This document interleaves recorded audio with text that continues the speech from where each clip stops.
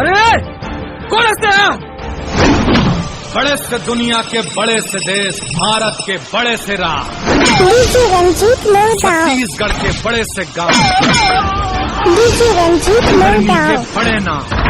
छत्तीसगढ़ी गाने देखने के लिए हमारे YouTube डीजे चैनल को रंजीत मोरगांव सब्सक्राइब करें और नए अपडेट्स जानने के लिए बेल आइकन के बटन को क्लिक करें। डीजे रंजीत मोरगांव।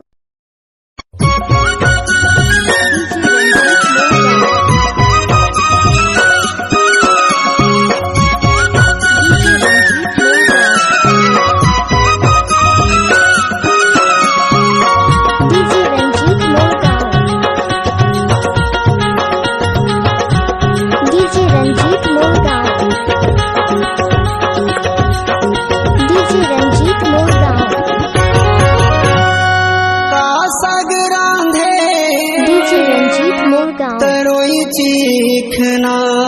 रे है डीजे रंजीत मोरगांव, चीखना मोर मन के कागज डीजे रंजीत मोरगांव, तोरे से लिखना रे है डीजे रंजीत तोरे से मोरगांव, लिखना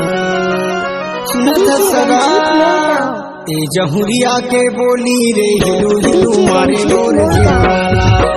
जहुरिया के बोली रे हिलू हिलू मारे मोर डीजे रंजीत जीवाला मोरगांव, जहुरिया के बोली रे हिलू हिलू मारे मोर डीजे रंजीत मोरगांव, हिलू हिलू मारे मोर जियारा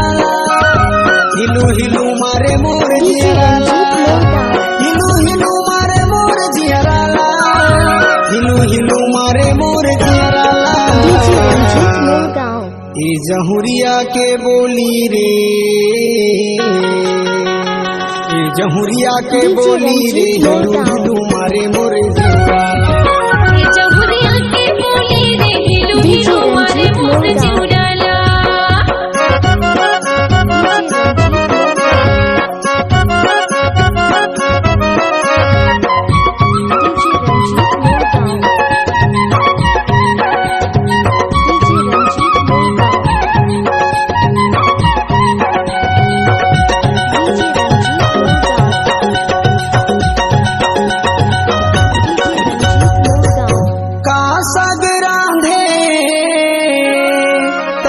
चीखना रे है तरोई चीखना मोर मन के का